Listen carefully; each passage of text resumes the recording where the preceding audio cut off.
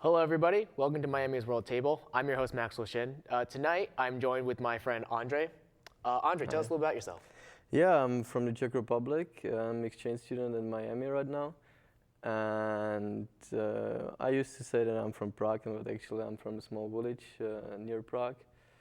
And I never really lived in the Czech Republic because of the job of my dad. We used to move around Europe, so I had the chance to spend 5 years in Ankara and 5 years in Rome.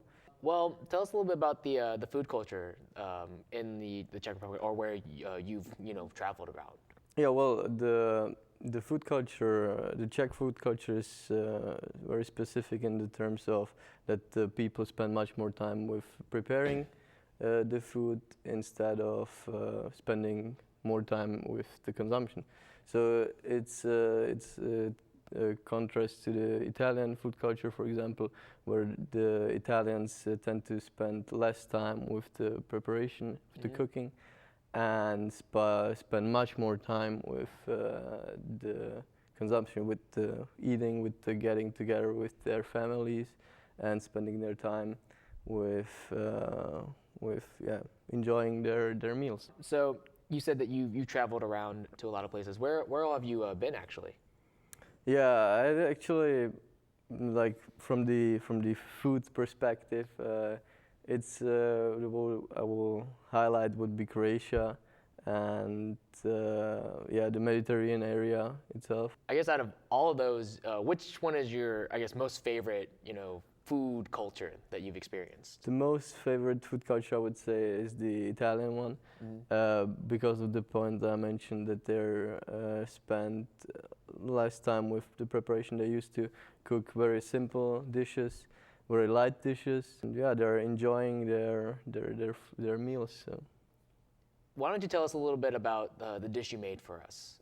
So I call it the Mediterranean salmon avocado salad, and actually it is my own recipe, but it's inspired by Jamie Oliver because he does this kind of avocado sesame combination. Awesome. So tell us about kind of your experience here at Miami so far. Are you enjoying yourself, or what are some things that have surprised you about being here? Like regarding food? Regarding food, anything really.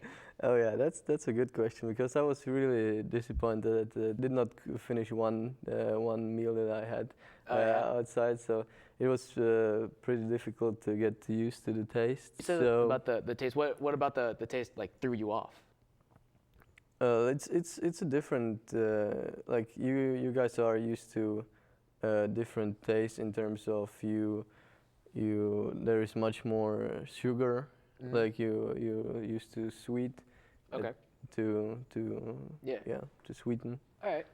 And Oh yeah, keep going. Yeah, and then of course this all Grace they used to eat more fatty food. So okay. Yeah, that's fair enough. That's a fair point. So tell us a little like, do you have any personal stories or any interesting stories from your culture or like food culture or anything like that? Oh well, I thought about one that might be funny, and it's from Rome, where a good friend had a birthday. My friend ordered an iced tea, and he's German, and he ordered it, and we waited for about 20 minutes, and then we asked the waiter, well, where are our drinks, because we were waiting for a longer time, and he said, yeah, they are preparing it, they have to cook it before. So well, we said, okay, that's gonna be fine. We're gonna get a homemade iced tea. That's gonna be awesome. Yeah, that's interesting. And then after about 20 minutes, they brought us 5 huge lobsters.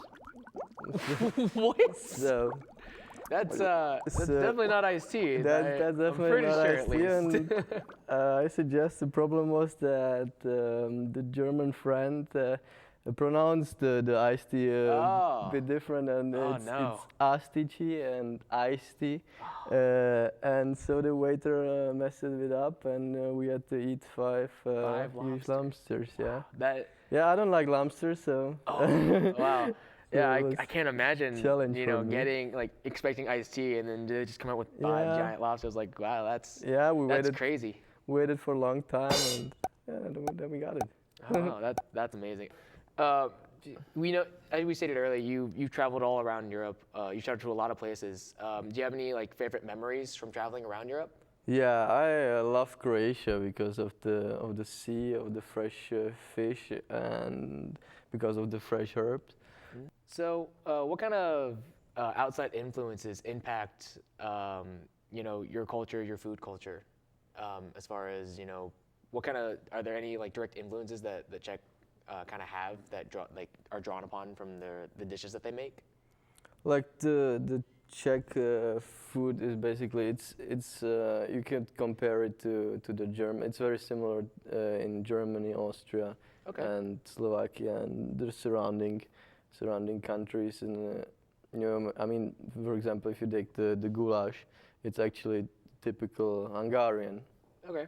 food, but given to the historical fact of the Austro-Hungarian Empire. So these all cultures and food cultures got mixed up, and the Czechs consider goulash as their own Awesome. food. So. Okay.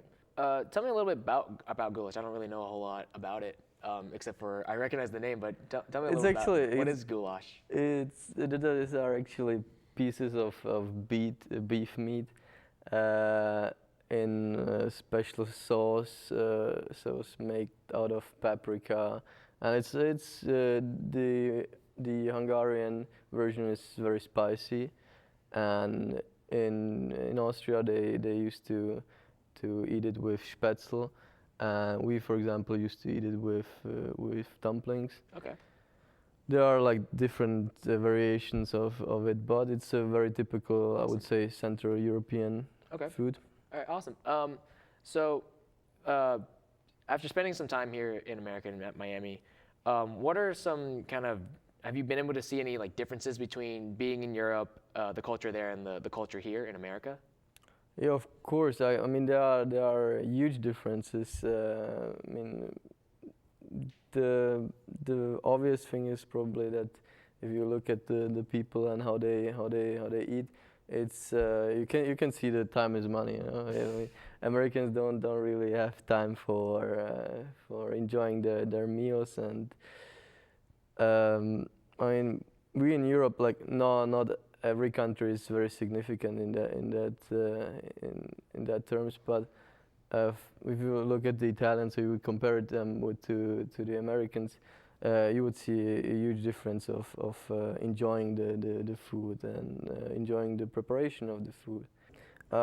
Somehow you can observe that there is no real typical American food culture, but it's a food culture that is inspired or influenced by all the ethnic groups that come together in the US. So you got the pizza, which is not the Italian pizza, but it's American pizza. You got the Mexican food that is somehow modified and consumed here. You got the sushi, which is not the Asian sushi. So there is basically a mixture of all different cultures, food cultures from the world, which are modified and make up together the American food culture, I would say. Where, if you could go anywhere in the world, you know, where, like, to a place that you've never been to, where would you want to go, and why? Where I've never been before, it would be probably Japan. It would be obviously Tokyo, and it's because of sushi, and actually the whole fish and rice food culture.